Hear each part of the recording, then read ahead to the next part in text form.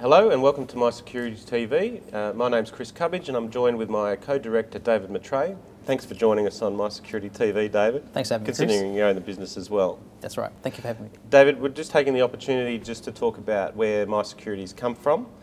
Things have changed very rapidly over the last couple of months, but just explain briefly what My Security is. Okay, so we started My Security in 2005, initially as an online portal for the security industry, where people could find security companies, security solutions, security services, whatever they required for security. Over the next couple of years, we grew from a zero base to becoming #1 on Google for a lot of search results, such as security companies and so forth. We then started to implement a few different models, such as security jobs, security events, and so forth. And then the big thing for us is the recent acquisition of the Australian Security magazine. What we're looking to do now with that is basically to reinvigorate the security industry from a media point of view. We've got multi-channel marketing, so we're now pretty much covering pretty much anything to do with the security industry, from the guys out in the field through to cyber intelligence. So from left to right, top to bottom, we've got it covered. Different channels, quite targeted. We've got mysecurity.com.au, we've got securitymanagement.com.au, we've got securityaccess.com.au, we've got the Security Manager's Handbook, and we've also got the Australian Security magazine as well. Plus, we've got the Facebook interaction on a daily basis, and we've just about to hit 3,000 fans with that, so we're quite excited by that too. When we launched the Facebook page, we didn't know exactly what we were doing, so to speak, as to where is social media going to take us, but the take-up was quite rapid. We got to about 1,000 in the first few months. Yeah. And then since there, it's it goes up and down a little bit, but certainly we're learning more about social media. It's interesting looking at some of the downside of social media or some of the bad news that social media gets, but I suppose your comments of the good things that we've seen? Yeah, I mean, I think social media is a bit like any other type of media. You've got your good and bad. We focus on the good part of the social media. It's a way for the community, the security community that is, to interact with each other as well. We find it a non-obtrusive way. It can be a fun way, an exciting way, or it can be quite a serious way.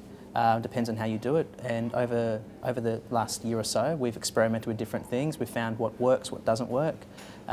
We found... And I was going to say, and I suppose security is 24/7, yep. And that's where we've really nailed it, I think, on Facebook, is it's 24/7. So literally, I've posted something at 1 o'clock in the morning. Yeah, that's right. Yeah. And we immediately, within minutes, get commentary back. So people are on there 24/7.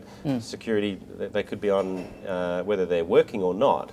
They're shift workers and the like, and they've been very willing to engage. Yeah, and we find that we get an instant reaction. So it's not like you put an ad into a paper and you can't really measure it. We see an instant sort of result. We take on board those particular comments that people make, and then we can adjust what we do to suit the community as well. In relation to our acquisition of the Australian Security magazine and the websites that came with that, our initial idea wasn't to publish necessarily, yep. But we felt that ASM had that brand that it needed to continue as a publication. What's some of the challenges that we've had to overcome in making that decision? Well, I think we've come from a non-traditional media background, which is, I think, a positive thing, because we've basically come in with a fresh slate, new ideas, fresh ideas. We've come from more of a social media background as well, so we see what works in that.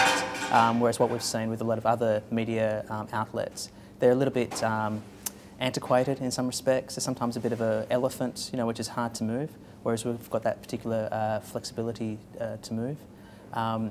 In terms of some of the challenges, I guess the biggest challenge we've sort of set for ourselves initially was tight deadlines, getting through those particular deadlines. So we obviously want to do a major launch at the Security 2011 Expo in Sydney in August. We've basically also set that target of doubling the size of the magazine with fresh content, a fresh design. So it's taking something which is really well established, very well respected. People read it, and taking the good things out of that and just taking it to a whole new level.